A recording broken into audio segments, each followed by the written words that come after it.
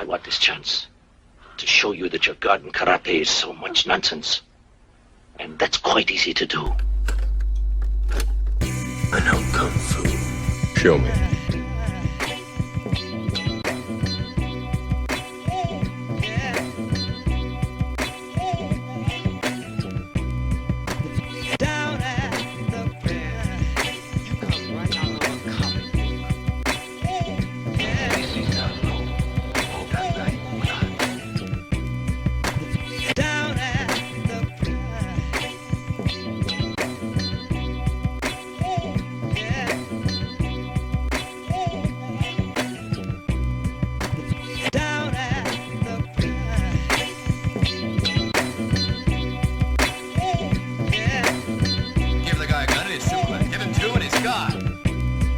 I have a question. How come is it when you got on the line, it was just you and me, you're like, oh, hey, what's up, big man?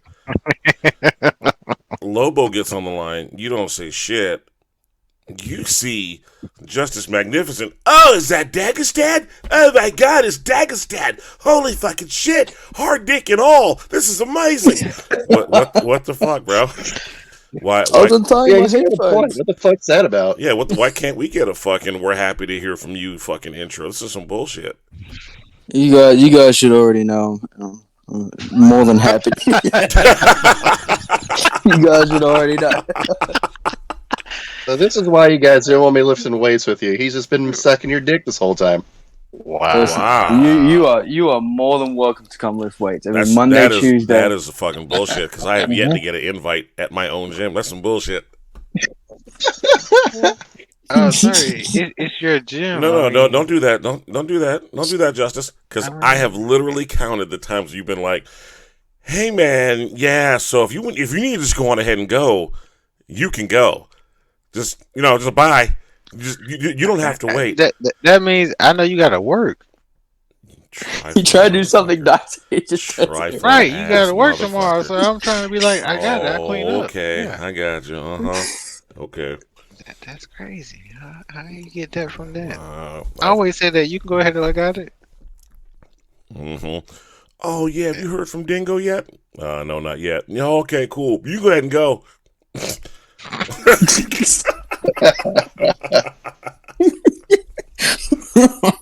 That's cool though. No, I get it. It's cool. It's cool. What's funny is he's not even saying no. Because he knows. Can I finish? Oh. I got a question though. Yeah, sure. What's up? So I guess you're gonna be there tomorrow.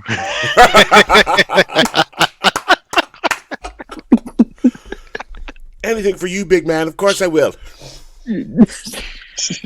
I will be there tomorrow. See, I fucking knew it. I will be there tomorrow. Everyone is invited. They want to lift weights. I'm just saying, I gotta damn near give I gotta give threats to get this motherfucker to show up on time for the one-on-ones that he schedules. Wait, you don't show up for the one-on-ones you schedule? Here we go. Especially on Sundays, I have a tendency to on Saturday night drink just one too many, just one, and I wake up at about 10:30, and I roll over. I'm like, oh yeah, I need an extra 45 minutes. Then why do you schedule them so fucking early? Because every week I think to myself, I can do it this time. But it never happens. Bro, this ain't college anymore. You can't do that. Listen, I don't want to get old. I didn't want to get old either, but fuck yeah, I am getting old. Okay, I've got sick this past week, so I had to stay on. Okay. Yeah, sick or what? Yeah. You got what are we talking about? I went to the doctor to make sure. I went to a doctor to make sure it wasn't COVID or anything. All my tests came back negative for that and the flu. I don't give a fuck about that, nigga. You got AIDS or what? Like, what do you? You got monkeypox? And you got some real shit? No. That doesn't sound believable at all. No. I'm still stopped up from this shit, so fuck you. I'm just going to go ahead and get started because, I have a lot of shit to say, and I just want to go ahead and just say, fuck all of you. I was right, and things went exactly the way that I thought they would. Ladies and gentlemen, thank you for tuning into another exciting edition of H&L Presents, the Fist Fights and Fried Rice Podcast. I am your host, Taz, also known as the voice of a motherfucking generation, and yes, it is a pleasure for you to hear from me. Joining us this evening, once again, is an eclectic group of assholes, gladly brought together to fill your ear holes with that sweet, sweet vernacular that you had no idea that you were missing and longing for in your life. Up first, a man that truly needs no introduction, rolling 15 inches deep, knocking at the knees, the Dirk Diggler of the H8L, the destroyer of all things ovaries. Ladies and gentlemen, we proudly bring to you the Bastatch, Lobo. Yeah, I was born ready, Taz. And of course, the man whose accent brings all the boys to the yard. I've learned and finally memorized that this motherfucker's from Sydney. The son of Sydney. The man who has taught me all things of Australia. We proudly bring to you the Frisky Dingo, Dildo Swaggins 69. God damn it, that was your cue. God damn it. I'm doing my best not to laugh at that whole intro. God damn it. Just tried so hard not to laugh. And, of course, right on cue, he fucks his own intro up. Why not? It's been a couple of weeks. I had to fuck it up once. And, of course, no podcast is ever complete without the connoisseur of all things combat sports, the Rain Man of martial arts, the self-appointed, newly recognized, and apparently wholly worshipped black man from Dagestan.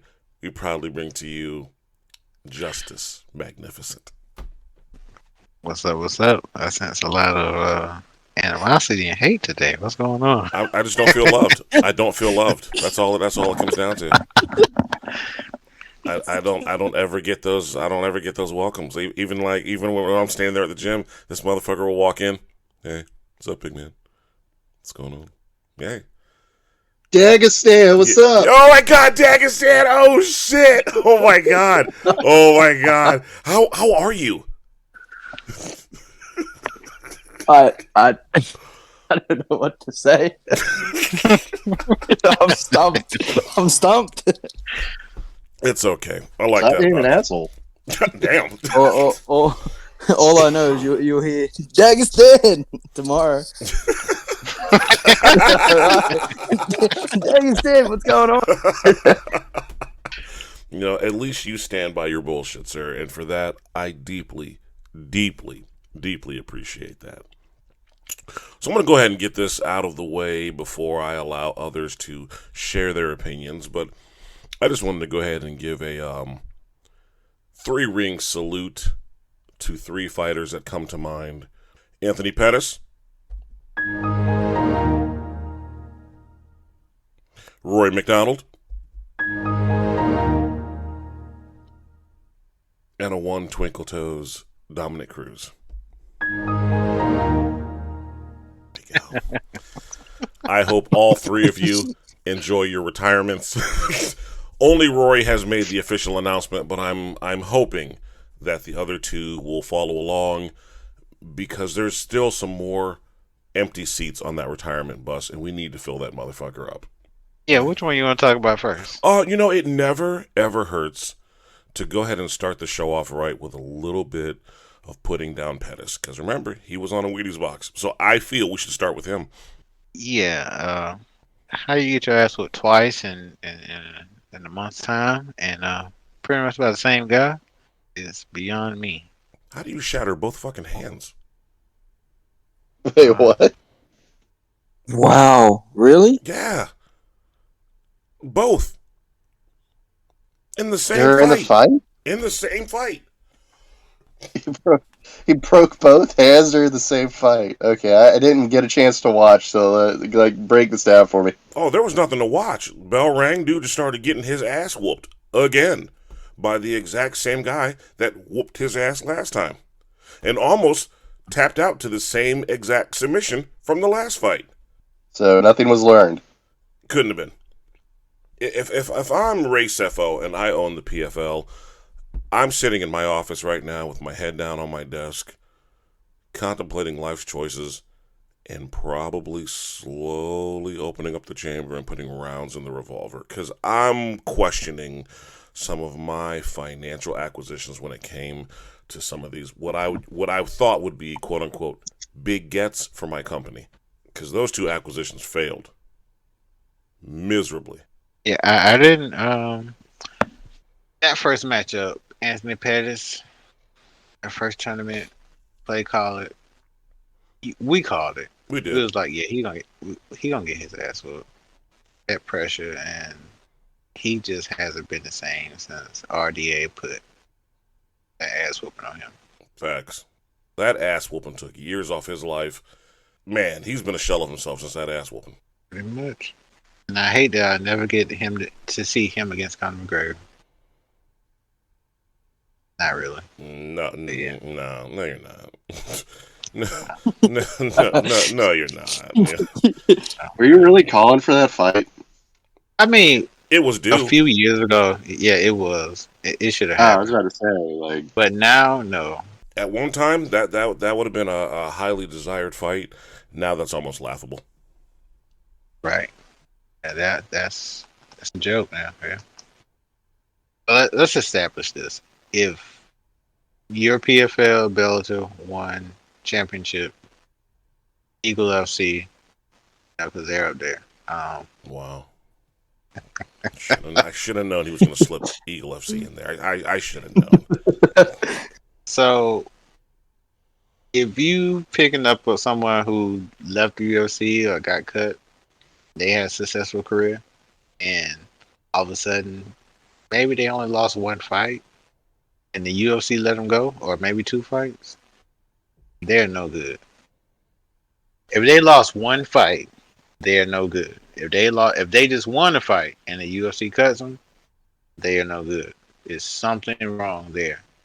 And the only person I say that maybe there's a difference with was what's my guy name? Corey Anderson. He was the only one. Even I'm a big fan of Gegard Mousasi. Same thing. There's something there that they saw that he has not been the same. No disrespect to Uriah Hall, but on paper, Uriah Hall should never beat Gegard Mousasi.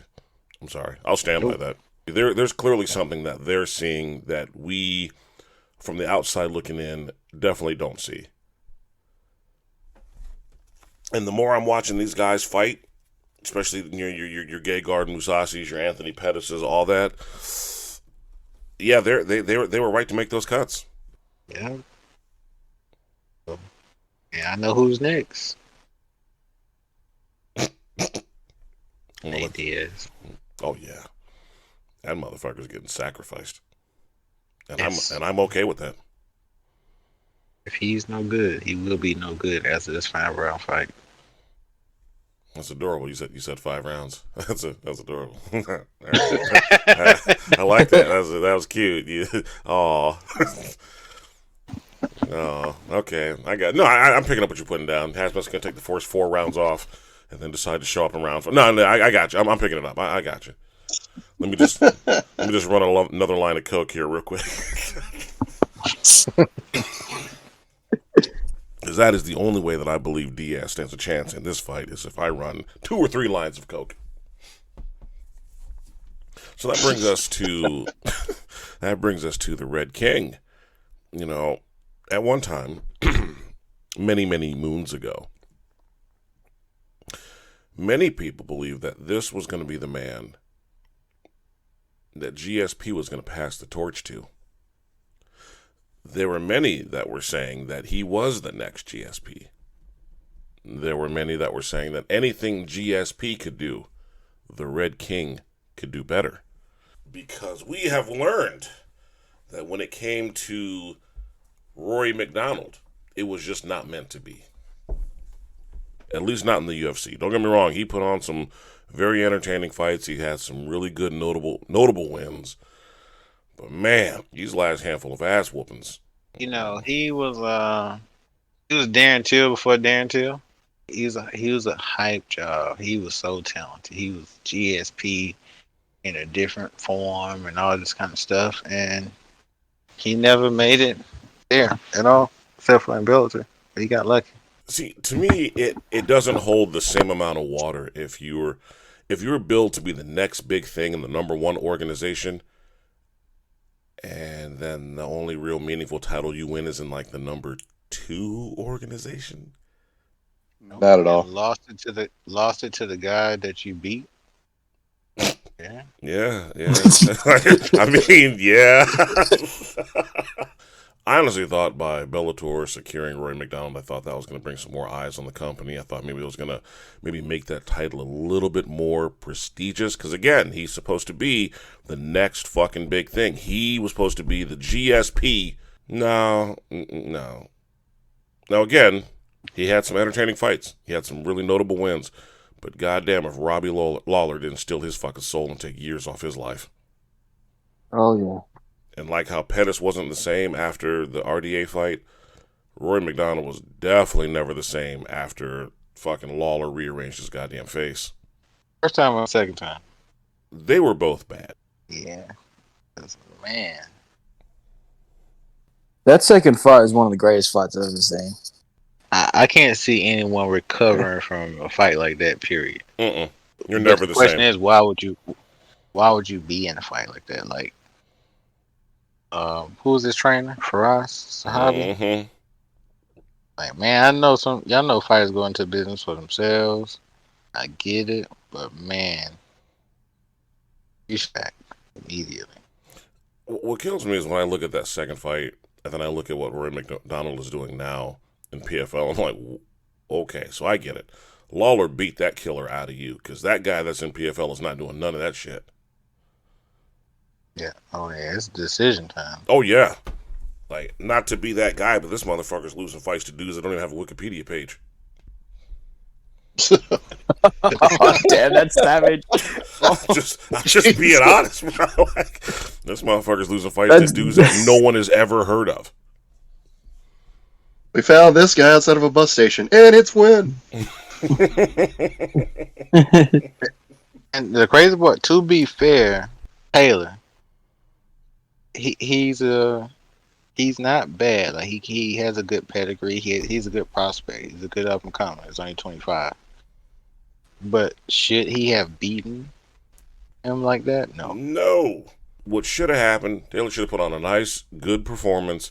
Showed that he's got some heart, some grit. Okay, you lose to the veteran. No shame. Veteran moves on in the tournament. No big deal. You learn some shit from that experience. You bounce back as a prospect, being a much better fighter, more seasoned, more experienced. Now that you've gone toe to toe with one of the big names of MMA. Unfortunately, nobody told him that, because he went out there and goddamn beat the dog shit out of him. But when he got beat by that Swedish or French, I don't know the same damn thing to me. When he got beat by that guy, I was like, yeah, this is looking bad. Oh yeah. He showed nothing. The guy only has a damn two-letter last name. Can't think of his name. I don't know how to pronounce his first name. I don't know if he's from he's from France or Sweden. Something. One of them soft-ass countries. Yeah, literally. It was whatever the fuck his first name is, last name Sai, and all he did was try to hold him against the fucking cage and then do nothing with him. Yeah, he's from France or some damn where. Like, damn, that's all you got, bro. You can't do nothing. Nothing. Somebody from France. They do survive. They don't wrestle. You can't get him to the ground. I'm disappointed. I'm glad that he saw the writing on the wall. Obviously, it was about 10 years too late, but I'm glad that he saw the writing on the wall and went on ahead and retired. And, the MMA world will be better for it, sir. Thank you for your years of service. Thank you for your contributions. Thank you for your highlight reels, yada, yada, yada. I hope to see you at ringside or doing some of those, instructional videos or whatnot. Please don't ever step in the cage again. Thank you. Yep. What is it? Warrior Collective. Yeah. Do some Warrior Collective and Striker and not Striking Dynamics. He can't do that. You can't get starched with a 1-2 and then release a DVD talking about elite striking. No. I'm sorry. That's the exact combo that knocks me out, guys. Yeah, that's where I draw the line. Let's talk about the 1-2. Now, if you look at my highlight reel, yeah, this is me getting put to sleep by it. Now that brings us to the Dominator, Dominic Cruz. Allow me to say, I've been a fan of Dominic Cruz since the WEC days. Hands down, this motherfucker put the bantamweight division on the map. He is entertaining. For years, he has made people look fucking dumb by just making them swing at air. Hands down, he's got some of the best footwork, stolen from Willie Pep, in all of MMA.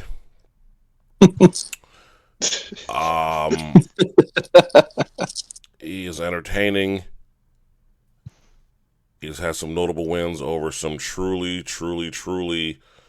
destined to be Hall of Famer fighters, such as Uriah Faber, and some other niggas who I don't feel like naming off, because we do our research here.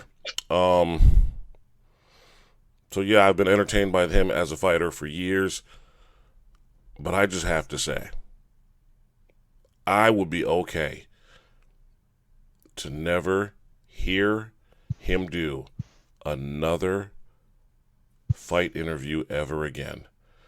This is the most cringe motherfucker when he's trying to either build himself up for a fight or even talk about a fight.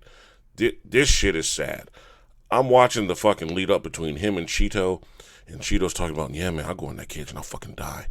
Because, I got my wife and kids at home, and without me, they'll fucking starve, and I am their everything. So that is the motivation that I need to go out there and be the best, and I already know I'm a fucking champion. I'm like, damn, that nigga sounds hard. Fuck yeah. Yeah. Then it gets to be Dom's turn. Well, I'll die in there too. I got a family, and so yeah. Don't underestimate me. I'll die too. Like, really, bro? That was the best you could come up with? You'll die too? Like, all right. I'm going to need him to just go back to analyzing fights and just being a salty cunt. Now, I will give him credit. He came out like a ball of fire, and he actually, in my opinion, this was one of his best showings in terms of his striking. I was impressed at how he came out, guns fucking blazing. He was mixing up his kicks. He was level changing. He showed what made him a fucking champion. And it was great to see. Dare I say it, motherfucker did fantastic. He looked great. But he lost the way that I've told people over the years that he was going to lose to. After a while, people are not going to be impressed with your fucking two-step. After a while, people are not going to fall for the fucking stanky leg in the cage. They're not going to fall for it. And the way that he slips and rolls punches, he takes these really wide steps and he really throws his head off center line in ridiculous angles, to the point where if you are willing to attempt to throw the head kick, you're going to land. If you go back and look at some of his other fights, especially against cats like Dillashaw landed 2 or 3 good head kicks against him. He just didn't follow through with them. Cheeto is not the motherfucker you want to bob and weave with your fucking hands down to. He's going to soccer kick your goddamn head off your shoulders. And I'm not going to lie, I enjoyed watching that happen. Watching his body slump to the side as if he was catching a fucking touchdown pass was amazing to me. So props to Cheeto on that victory, and I'm hoping, praying, that Dom does the right thing, takes those fucking gloves off, and retires. Granted, he had a great showing, but to me, I think the ship has sailed. He's been figured out. A lot of people have already cracked that code. Cody Garbrandt cracked that code. And even though some people argue in regards to who won that fight, who lost that fight, Dillashaw, in my opinion, also cracked that code. The stanky leg two-step, quarter turn, doo-wop, dance steps, I just think they're done for the cage, at least for him. Father Time has caught up with him. Age has caught up with him. Injuries have caught up with him. I'm hoping that he doesn't take this loss as a means of, all right, let me go ahead and fucking retire or not retire, but let me go ahead and sit on the sidelines for another year and a half to 2 years and then make another grand return. I don't want to see that. I didn't see it like that. I thought his footwork was a little sloppy because that right leg was not moving at all until he threw a kick. That's what I'm saying. He is not at that stage in his life anymore where he could sit there and continuously do that pace like he could do when he was in his fucking 20s. We talking about Cruz right now? Oh, but of course. What's up, UTBABYA? Chilling. Just thought I'd jump in. See what's going on tonight. See what we're talking about. Oh, my bad. So let me ask you this, UTBABYA. In terms of his footwork and his angles, or not even footwork and angles, but just the way in terms of he was striking, do you look kind of improved or better to you, or just kind of slow and just not there? I mean, better than what?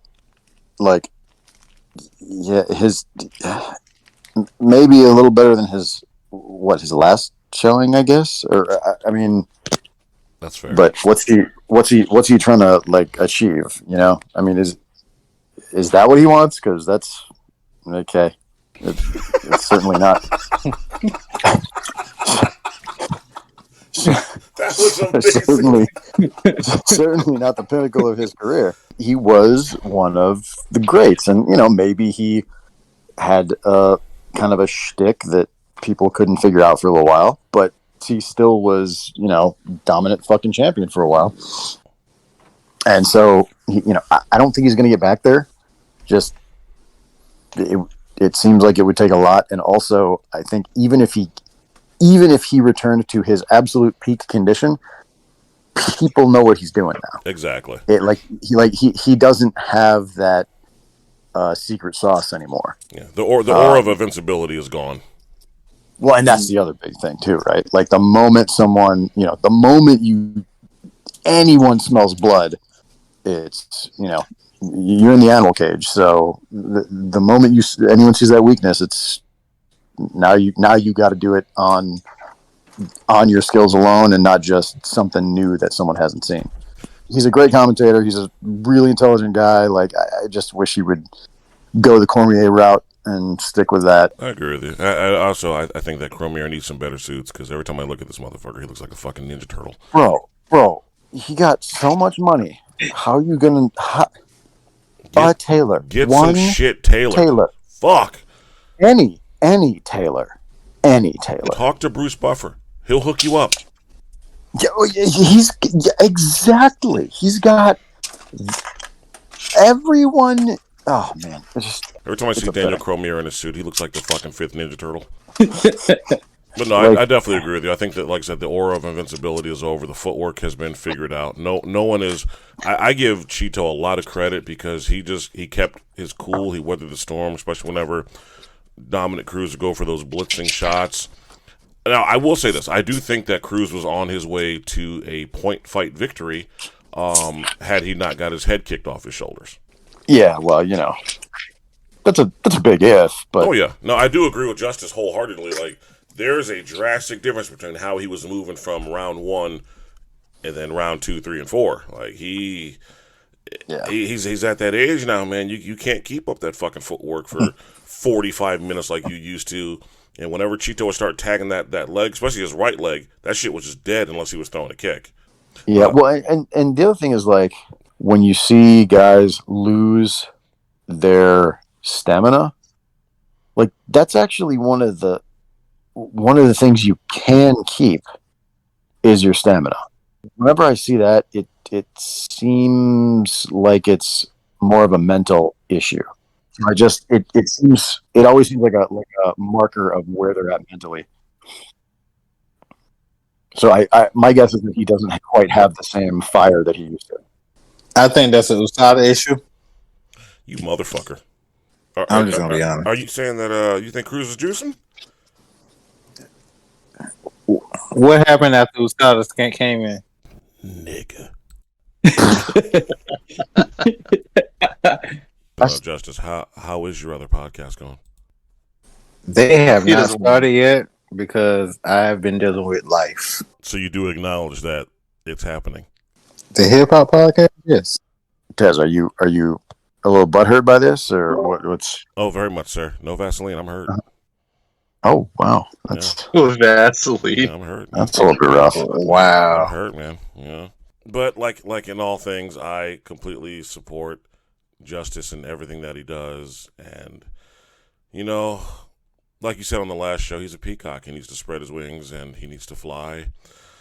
And, you know, he has a lot of, you know, valuable knowledge and information to share with the world. And who am I to, you know, hold him back? You know, at the end of the day, what matters most to me is that Justice is happy and that, you know, he truly finds what he needs to.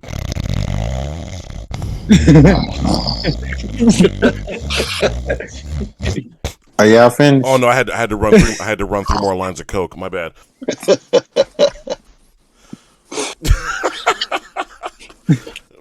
but you know, Justice. In all honesty, you know, when it comes to you and your other podcasts, you know, only one thing really comes to mind to me, and that is you have so much knowledge, and it's not just limited to combat sports and wrestling and comic books and anime and old nigga shit. You have a lot of valuable knowledge that a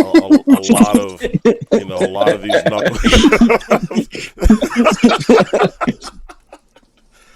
no, sorry. As you were saying, sir, you were just telling us about your new podcast. Go ahead. I'm listening now. This is not the time for it. How do we get off Dominic Cruz onto me? Again. But what we should talk about Uh-huh. is Onama got his career shortened by about 10 to 15 years. I loved every bit of that fight.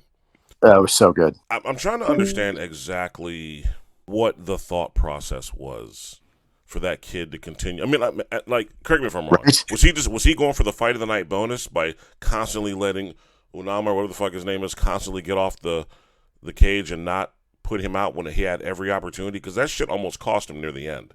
I actually don't think he was able to fit. Like, I don't think he had. What was his name? I always never pronounce it.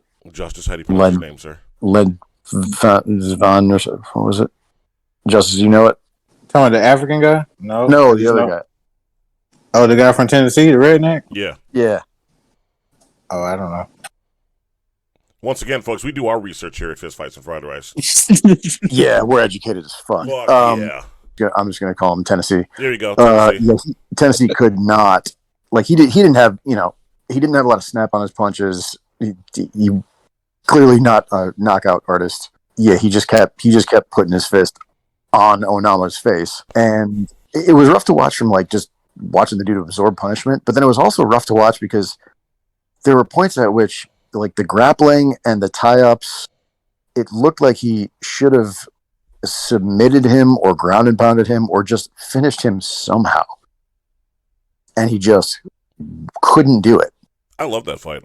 For me, I'm putting that up there as one of the fight of the year categories. Yeah, go on. I give that dude a lot of respect for constantly being able to escape the piss poor submission attempts. Yes. I don't know how you can knee a guy in the face in full clinch like 5 times and still not put him out. Yeah, like did he knee him with his purse? Because it was repeated, and somehow the guy was still standing, and threw back at the end and almost fucking took him out. I actually thought he had dude done in the first round. I'm surprised that. Oh yeah, I'm surprised that dude woke up. I still think he woke him back up with all the additional punches. You guys familiar with that one? Oh shit! I really should have wrote her name down, but again, doing our research, they were hyping because she trains with Amanda Nunes or whatever. The one that got fucking destroyed by that, like, Brazilian chick. Oh yeah, it was. Oh man, I quit. But yeah, there we go. Another hype drop from ATT. Bullshit. I mean, well, she ain't with ATT now, but yeah, some more bullshit. What is the deal on her? Because, like, before their fight, they were talking about this broad like she was the fucking end all be all, and every broad in this fucking division needs to be on notice. and she gets soundly handled. And then when I go back and look at some of her past fights, that ain't the first time of her getting fucked up. It's that same thing with my guy from Bellator that kept getting knocked out, Aaron Pico. The same thing, just hype job. Whatever happens in the sparring, everybody's like, "Oh yeah, let's get Joe Rogan and tell him, and he's gonna put it out there." And yeah, this is gonna be it. So sparring and Joe Rogan are to blame. Okay. I mean, sparring and then just announcers, yeah, pretty much. When they have those fighter meetings, that's where all that shit come from. We don't hear about. We ain't seen that damn girl fight on YouTube or anything. When nobody going crazy about her. When the last time you heard somebody going crazy about somebody that you saw fighting on YouTube? Actually, Good point. yeah, I can tell you a guy. His name was Conor McGregor, and everybody was like, "Oh shit, Danny, you need to sign this guy. He's fucking people up." And we saw how that turned out. I was gonna say Combo Slice.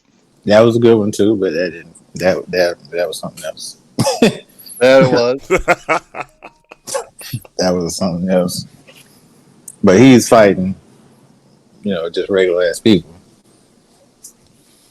Speaking of regular ass people, any of you guys feel threatened by Mike Perry telling MVP that he's going to get those bisexual hands? I don't know what that means. I don't know what that means either. Say that again.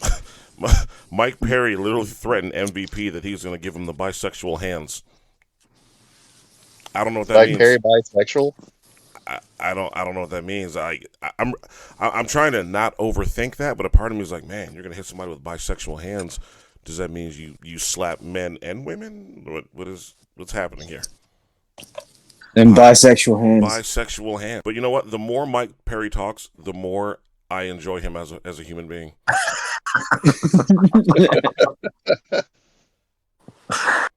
Like, I'm to the point, I don't care if he ever wins a fight ever again. When you come up with zingers like bisexual hands to hype up a fight, you got it, man. Yeah. You got it. Wait, now, was Mike Perry saying that he has the bisexual hands for MVP, or he was gonna? I'm so confused. Oh, no, yeah, is he bisexual or something? Mike Perry said he is going to give MVP the bisexual hands. That's amazing. That's one of the best quotes in combat sports. I was going to say may have missaid something, but I can't imagine what he would have said. Did he mean was he trying to say like ambidextrous or some shit, and then he just fucking ambidextrous, bisexual? You know what? Maybe. Yeah. All right, so basically, here's the quote. People talk shit about me because that old man came at me and I swatted his ass. I swatted a few people in these streets. These hands is bisexual, motherfucker. Anybody can get it. Any gender, anybody can get this shit at any given time because I don't trust nobody. If anybody gets too close to me, it's going down like that. This man right here is a treasure to combat sports. Bro, he's literally trying to get me too'd. He goes on to say, I get what you're saying. You're a high-level athlete. You ain't got time for these guys in the streets. I try not to have time for them, but they force their way in there, and you got to swat them out. Fly swatter. Amazing. This guy's a national treasure. Amazing. He is. He really is. This man needs to be put on a dollar bill. This man gets it. Oh, my God. To say that you could get these bisexual hands, that goes up there with, Aljo being like, yeah, we coming on that ass. Yeah. At some point, I'm going to make a sound clip or at least a collage of just the different quotes that fighters have said in the last handful of years, and I'm going to read them out on the show. Like, I need to go back to like when Dominic Cruz fought Cody Garbrandt, and Garbrandt was like, "Yeah, I'm just going to be busting all in your face," and Cruz is like, "You're not going to be able to bust on my face because I'm just going to be eating them." Nom nom nom nom nom nom nom nom. What? What? Jesus, you got that. You got to do what you got to do to sell a fight. Yeah, man. Or was it the Tito Ortiz shit when it came to like Randy Couture or whatever? You're reaching for the grapes, but the grapes are sour. But even though them grapes are sour, I'm still gonna because them grapes, them sour grapes. What? I'm hit you hit me, then the grapes. all this needs to be collected. All of it. There's just too many zingers. I'm going to say that shit. If I ever fight again, I'm just going to stand there. Yep. You guys can all get these gender fluid hands.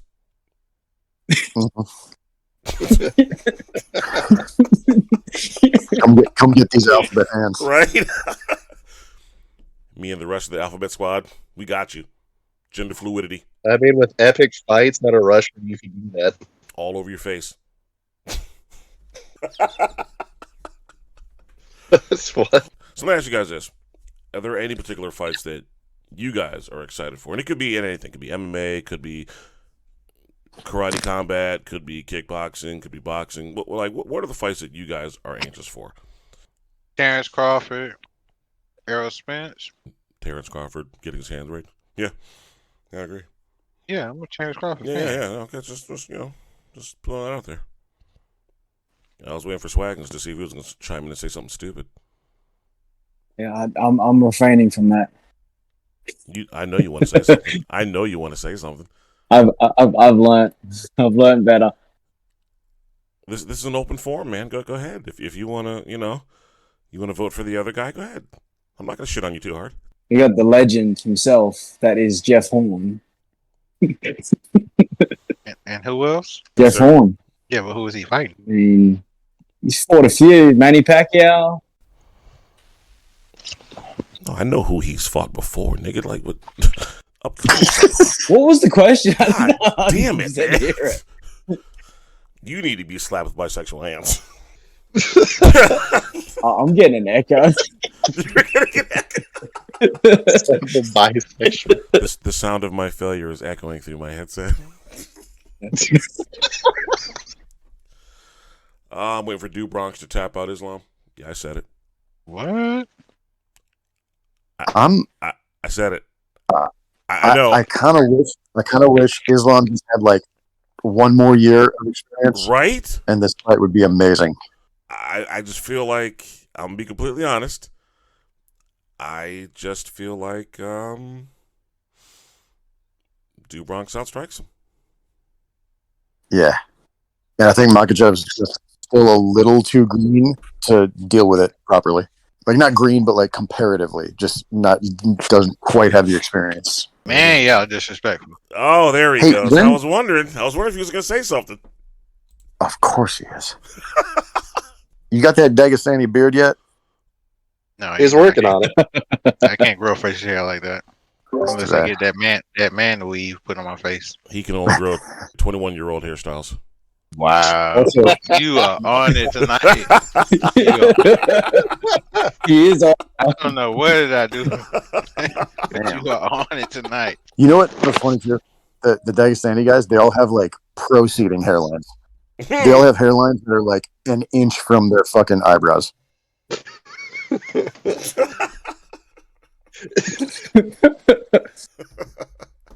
So, Justice, I'm curious. So, you see that fight going a different way? Yep, decision, beat down. Get the fuck out of here! Shut the fuck up! A 5-round beatdown. Yep, you're high. Now I know where my other line of coke went. You're high. Khabib style. Not on Dubrox. You're okay. Come on, dude. You're tired. You had a long day. I haven't. Dingo, you ain't got nothing else to do. Go ahead and run this nigga bathwater and get him something cold to drink.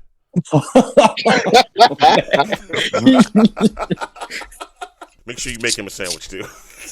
You make him a sandwich. Okay, I definitely see Do Bronx outstriking Islam. Now, I will say this much. One of the things that a lot of people have failed to do against Do Bronx that I think Islam would have no problem doing, and that's genuinely be willing to go to the ground and stay there with him.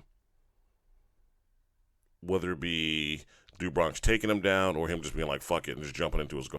But I haven't seen enough out of Islam to show me that in terms of striking, he can hang with Do Bronx. It's not his fault. Everybody's scared to go to the ground so bad that they want to engage on the feet. Come on. Stop playing. I have to know, man. Do they have pictures of you? Like what is it that they've done to you, sir? Have they threatened you? Who? The Dagestanians, have they threatened you? Have they got pictures of you? Like what is it that they bring to the table where you're just like, I am now the black man from Dagestan. Islam can do no wrong. Khabib is my god. That you would foolishly believe that Islam will outstrike Dubai. Have you ever seen Islam get outstruck? That Matter of fact, how many times have you seen Islam get hit? Well, let's. How about we take it to another Dagestani, and how do we feel about Chimaev versus Diaz? Because You mean illegal murder? I mean, I don't want that for Nate Diaz. That will be the closest we ever get to legalized sexual assault. Jesus. Help me understand where Diaz has a chance anywhere. I mean, I know he's got like crazy, tricky BJJ, but I don't see that happening. No. Especially since Chimaev is like kind of an 85er. Like, I see him getting handcuffed and just beat the fuck down. I thought you were going somewhere very different with that. No, yeah. I thought you were going somewhere very different. Handcuff. I was referring to the Dagestani handcuff, not the Dingo Friday night handcuff. Hey, listen, you don't know me. You know what? You don't know what I did on Friday night. Don't you be spreading false rumors? Oh my god. He is not from Dagestan. He's from Chechnya. But we'll take it. Oh, I'm sorry. Another war-torn country, 55 miles from Dagestan. Okay. Slightly closer to Russia. Yeah. Anything along the edge of Russia and actively in a war zone for over 40 years, they're kind of similar. Just hard motherfuckers come out of there. Speaking of some hard motherfuckers, have you guys had a chance to watch the Pro Karatedo Federation? Oh, dude, that shit rules, man. That shit is fantastic. Is it like what Karate Combat wants to be, or what is it? Dude, this is what Karate Combat should have been, but these fucking dudes did it. Agreed. Okay. All right. Okay. Like, there's some brutal fucking KOs, some amazing fucking dudes fighting in that organization. I would love for that to be on fucking Fight Pass. That shit is absolutely fucking amazing. No corny special effects shit, no cartoonish shit. It's just two guys in a fucking ring, and they beat the ever-living shit out of each other. And what I like about it is everybody has a different style. It's literally the style versus style that I was asking for. Yeah, it's literal Karate Combat. Literally. As opposed to just MMA dudes with karate pants on, going for double legs. Now, for those of you who had a chance to watch it, do you ever think Karate Combat will ever adapt the kind of shit that Pro Karatedo is doing? No. Straight up, no. I like it. No. Well, I think that in Japan, they probably can make a run. Oh, definitely. I think that as far as karate is concerned, that we might have in the karate world, eventually we're going to have this UFC versus Pride thing. But that's going to pick up. That is a bold claim, sir. So you see a UFC versus Pride for karate. Correct. Wow. Because guys, once they see that what guys over there are doing, you're going to get more the Kyokushin guys that's going to want to go to Japan. They're going to be like, fuck Karate Combat. You're going to give me a shot. And what was the Dawada-Ru guys? They're going to be, weak. I can throw all my techniques. Yeah. All those Sabaki challenge motherfuckers are going to come out of the woodwork again. That'd be great, actually. It might actually bring back that competition. I hope so, man, because I hate the fact that karate is a fucking joke here in the States. Do you remember? Oh, let me throw a name out there for you. Anthony Ray. That's been years. Right? Is he even doing anything? No, not now, because he's old as hell. I was going to say, he'd be what, in his fucking 60s, wouldn't he? Yeah, but Anthony Ray was actually in Pro Karatedo in France back in 2012, which it has a similar rule set. Huh. Competing? Yeah, competing. Once he got, beat out the UFC and all those other BAMA and all the other organizations, he's already a karate black belt. True. So, yeah.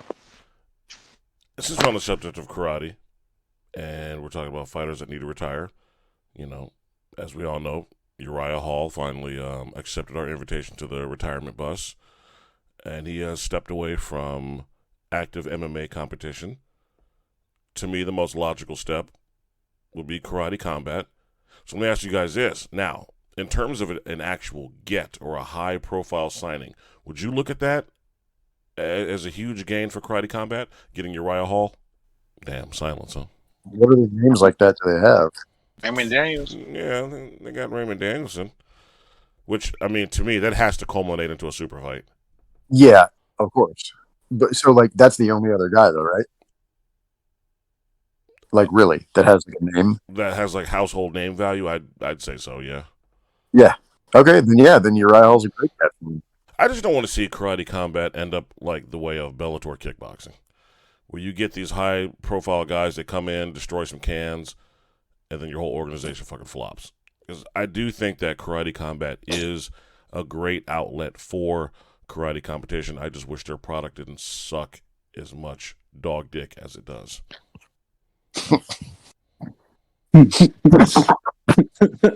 When I look at stuff like this, Pro Karatedo, man, this shit is fucking. Every fight's entertaining. There's no dumb shit. No one's acting fucking corny or stupid. There's, like I said, there's no graphics of motherfuckers coming from the dark realm. You don't have Shao Kahn sitting on top of a fucking mountain with Goro waiting for these motherfuckers to reach the top. It's like old school Japanese kickboxing. Question: do you like the pit, or do you like the ring? Honestly, I do like the pit more so than the ring, because I do like the fact that that wall can be a fucking detriment to you. I just wish that you had the fighters from Pro Karatedo in the pit. That would be far more entertaining and there'd be far more knockouts. How about yourself? Pit or ring? I like the pit. And I think once you start getting the real guys like in Pro Karatedo, they'll start using, like you said, they'll start using that wall more. Not only to grapple on it, but to jump off of it, use it as leverage, Has anyone tried the Showtime kick off the pit wall? They have, but it hasn't been like you should see it on a regular. You really should. It's tailor made for it. Oh, we got knees this year though. Or next year. That's true. We did finally get knees. Finally. No leg kicks. I do think that is going to be a game changer for karate combat. I think that is going to make some of the fights more entertaining, but we got to get the leg kicks in there. I think once you get the leg kicks, as well as the knees, as well as the punches, I'm fine if you don't add the elbows. I'm fine, but if we're gonna do it, we should be able to just do full kickboxing stuff. Let's just you know what? Let's just turn it into that way. Still waiting on BKFC to make that shit happen. No hand wraps. It's coming. I still feel like we talked that whole entire thing into life. Because we were talking about, okay, if you're going to do the fucking, bare knuckle Muay Thai or whatever, you got to get some names. And the fucking two names you come out with are fucking Bukao and Senchai. I mean, come on. We literally talked that in. We made it happen. All we need to do is sign David Leduc. Bare knuckle Muay Thai, trademark, copyrighted. Fuck, we should. Leduc is done. I mean, he's too rich, I'll be honest. I think he'd come out of retirement for Bukao. He would. But it'd be for a crazy amount of money. Yeah. That nobody would have. Wait, isn't Bukao like 2 weight classes below him? Like everyone else he fought? Yeah. So, yeah. He's also a foot and a half shorter. Yeah, that's the whole thing with him. Pretty much. The guy tried to fight Liam Harrison, man. Come on. which was hilarious. That's hilarious. Though, I still think if that fight would have happened, Liam would have fucked him up. If he couldn't headbutt him, I think Liam fucks him up. Everybody's so tall and lanky, the headbutt. Fight TV. That's a great app. Highly underappreciated. Very. The Fight TV app, if you don't have it, you should fucking get it. Highly recommend it. If you're a fight fan and you're looking for fights that are not only mainstream, but fights that you would even think about, or hell, even wrestling events or instructionals, or hell, even movies. All right, the movies are kind of shitty, but, you know, they're getting better. The Fight TV app is fucking fantastic. I highly recommend everyone that doesn't have it should totally get it. Are the movies as good as the movies that we've reviewed? Absolutely not. There's no prison rape in any of those. Boo! Boo! Yeah, FITE. .TV. Yes. Yes. What makes a craptacular karate flick review or even recommendation from Fist Fights and Fried Rice is obviously the Little Billy treatment. And no movie is truly complete without, you know, scenes of Little Billy screaming and then fading to black. I should really edit that out. We're putting it in the award show. That might need to go. It's okay. We're just slowly losing listeners. Yeah, exactly. Just as every day passes. I feel like we're gaining listeners. So I should probably keep my bisexual hands comment to myself, then. I mean, at this point, Probably get rid of the Little Billy Award for the fisties. Never. absolutely not. Absolutely not. I won't even Never. hear of this. That will That's what that 100% award's stay. about. I won't even hear of this. That's literally what that whole category is about. Who has been Little Billy'd in cinema? My number one spot is that guy from In Hell. Oh, he's up there. Oh man, Yeah. that one was rough because that poor Muppet got passed around. I feel bad for that. I really feel bad for that meat puppet. All right, so to relighten the mood, because that shit went dark, that brings in a part of the show that I have been anxiously and patiently waiting to discuss for the last handful of weeks, and that would be to discuss 1990s WMAC Masters. Now, before we dive deep into this rabbit hole, outside of myself, maybe Justice, and clearly Lobo, because he binge watched the shit, are any of you motherfuckers A few times. familiar with WMAC Masters? I watched it all. I really enjoyed it. Really enjoyed it. I mean, some of the acting was cringe, but, I mean, it's the 90s, but I really enjoyed it. It was fun. I mean, for a show of 90s martial artists, like actual martial artists, you got as good as you could. I have no idea what you guys are talking about. You didn't watch WMAC Masters? Hey, look, it's been a while for him. He had to have permission, and he was asleep for half of the shit, so bear with him. Fair enough. I mean, if it was in the 90s, yeah, I probably had to have permission from my parents, and I might have been taking naps, because I don't, you know. Nice recovery. No, what? So what was this? You want to take this one, Lobo? No, I think this is all you. All right. WMAC Masters was a television program that ran for roughly about 26 or 25 episodes over the span of 2 seasons. If I remember it right, it came on Fox Kids back in the day, and I think it ran from 1995 to like 1997. And it was called WMAC Masters, which stood for the World Martial Arts Council. It basically ran in conjunction along with Power Rangers. Matter of fact, a lot of the guys and girls that did the stunts and fight choreography and shit like that for Power Rangers were characters. I'm sorry, I heard Power Rangers, and I just... They were performers on the show. And the general premise, if I can actually say this without laughing too hard, it's where martial artists compete for the ultimate prize, and that would be the Dragon Star. And the Dragon Star, if I remember right, was a gold trophy that kind of looked like a giant fucking throwing star with a dragon on it. And I want to say there was like a... Oh, shit, I'm drawing a blank. I believe there was a belt that if you whooped everybody's ass and got their talisman and put it on the belt, you would turn in the belt in your final fight in order to achieve the Dragon Star if you won. Was that correct, Lobo? I always get the belt and the trophy. I was confused and shit. Yeah, too many steps. The right to challenge somebody for the actual Dragon Star. That's what it was. Now, the show, which was filmed at Universal Studios in Florida on one of the many backlots that they would also use for Power Rangers, it was hosted by the daughter of Bruce Lee, Shannon Lee, and some of the worst 90s hairstyles you could ever possibly have.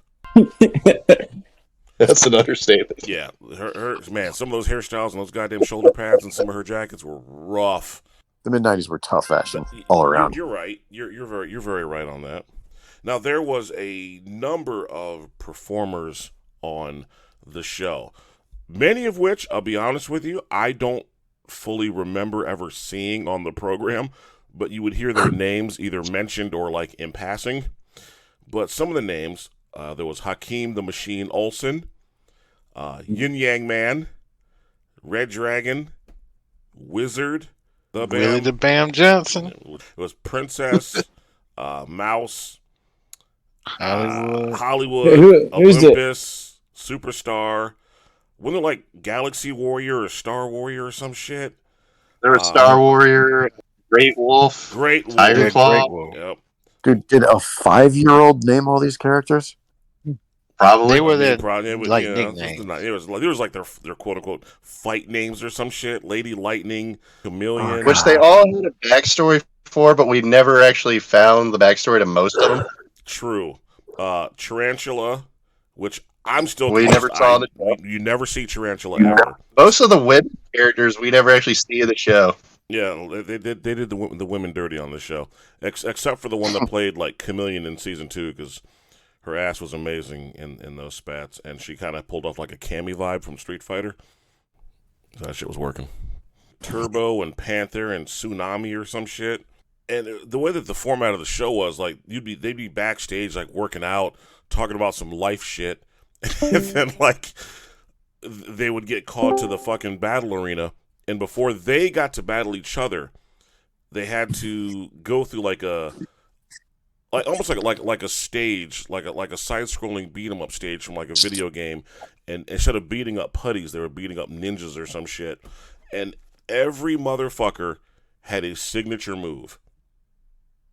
And it was amazing. And I'll always remember Hakeem the Machine Olsen's because I've stolen that and I use it in the gym. And that is the switching axe kick. Think about it like this. It was pretty much pro wrestling with martial arts. And life lessons, sir. Even better way to describe it. It's kid combat. WMAC Masters taught me that I can solve all of my problems by way of violence.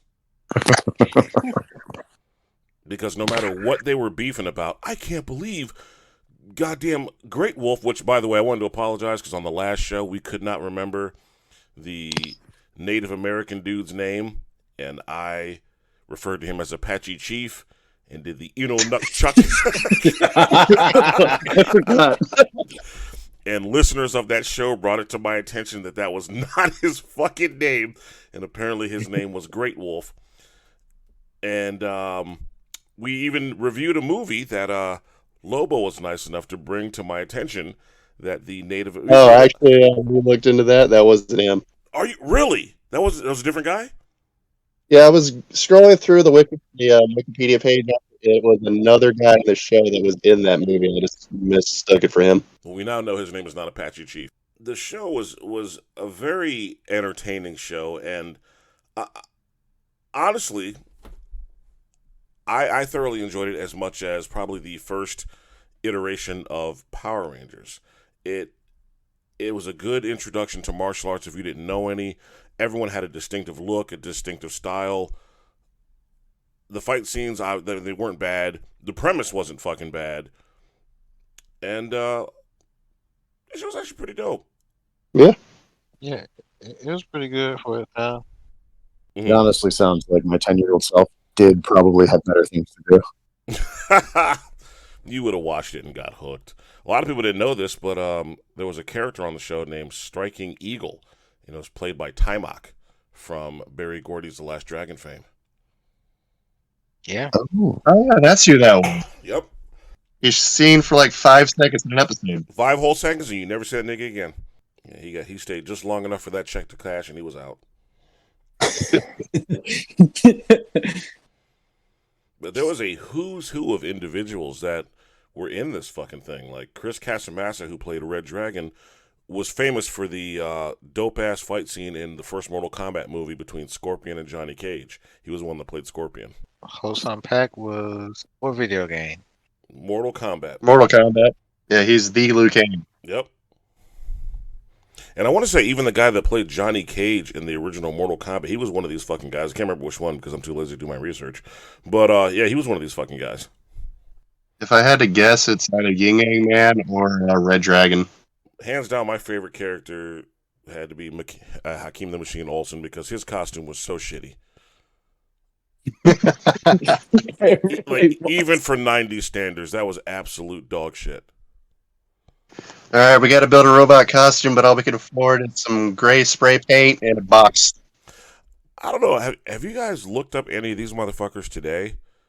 Like, bro, Hakeem the Machine Olsen looks like this motherfucker has never skipped chest, back, arms, bis, and tries day. And this motherfucker is yoked to the fucking gills. And you know what? I can't even say anything negative about this motherfucker in any kind of way. Nigga look like Michael J. White with locks. It's fucked up. Yeah, A lot of them didn't do anything after the show.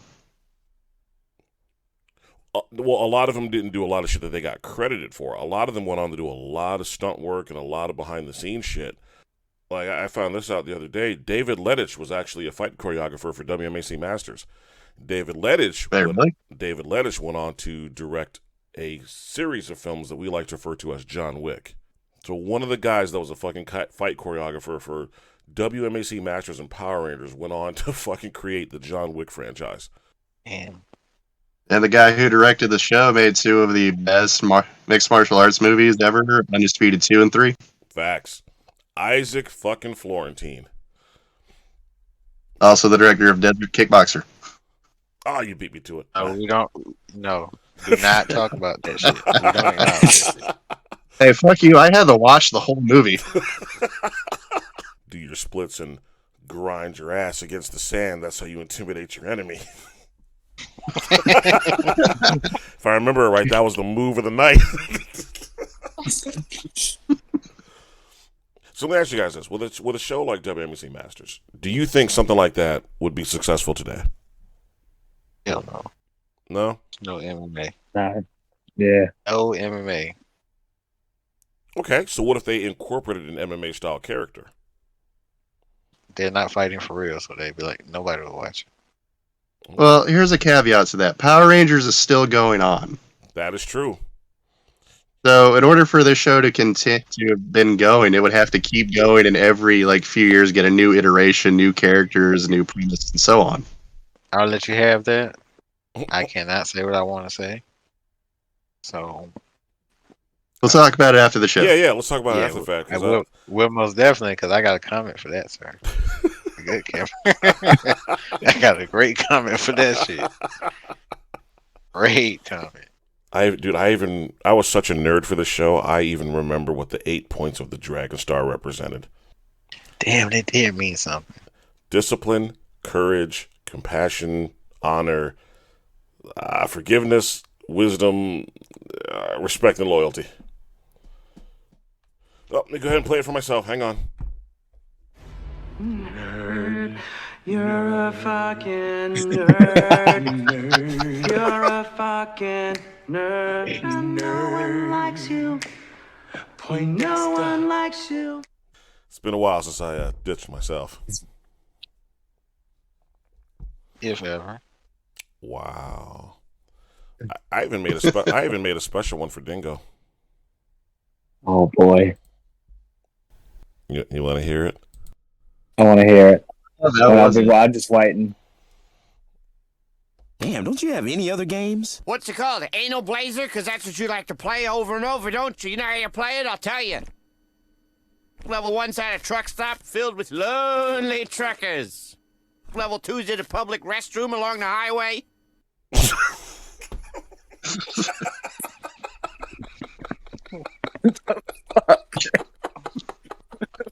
I just hear it.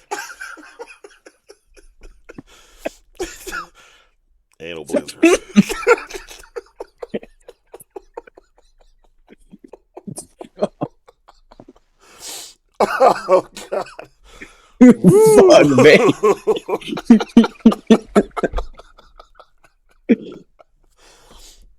Truck stop full of lonely truckers. Yeah, so you know,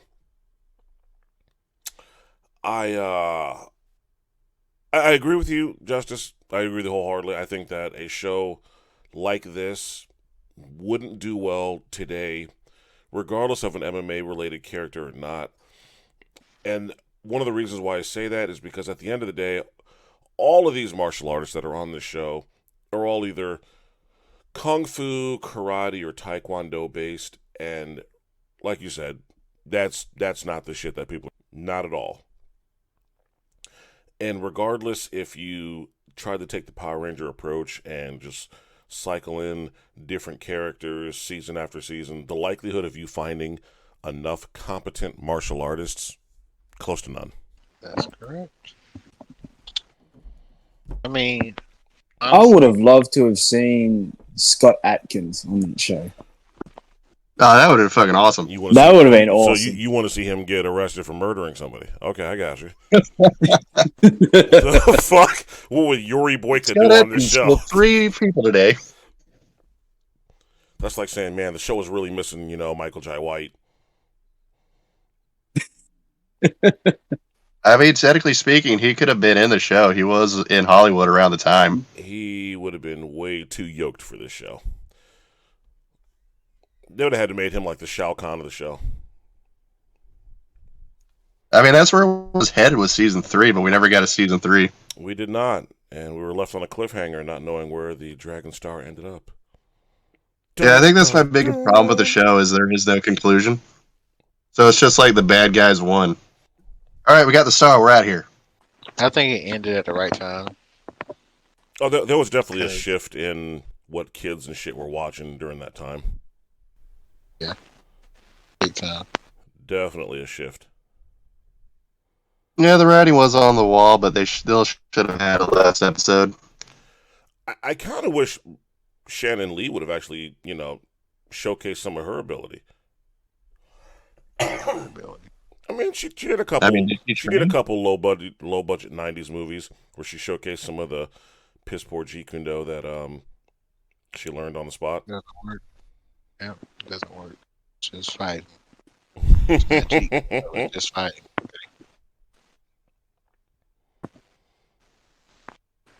But the Bruce Lee fans of the world who thinks he can fight, he's never fought before. But okay. Him. I didn't realize that Paige Van Zant's husband was a fighter.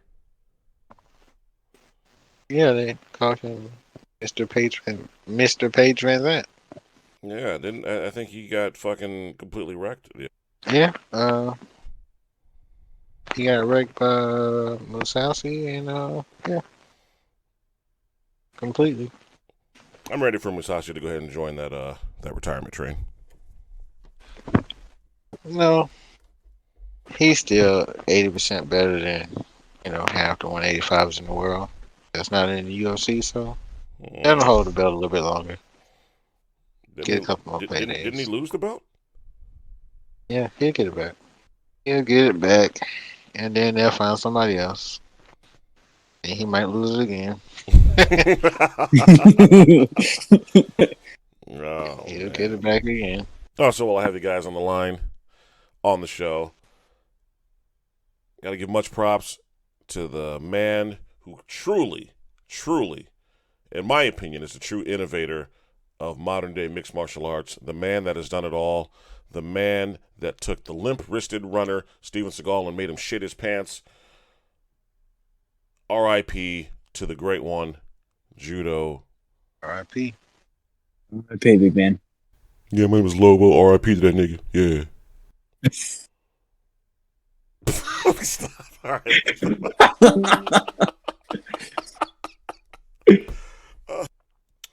Well, gentlemen, that was all I had for you guys this evening. I want to say I appreciate you guys coming out.